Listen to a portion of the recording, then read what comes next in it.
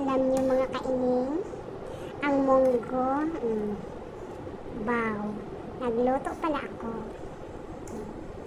Pero alam niyo kung ano ang ilalagay ko dito?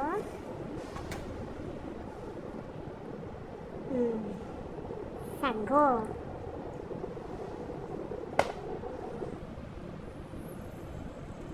Sago ang ilalagay ko. Yan. Sago lang naman ang linagay ni Kainin. Sa munggo. Ang munggo, ang sahog is sago. Mayroon tayong rock sugar. Mayroon din tayong pandan leaf. Pandan leaf. Yan. Lagay na natin ang rock sugar.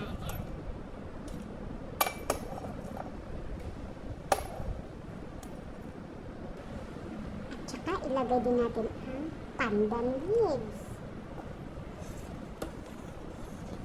Ganito ang munggo dito sa amin.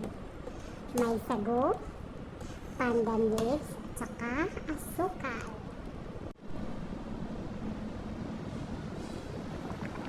Yan, kumukulo-kulo-kulo na ang ating green bean.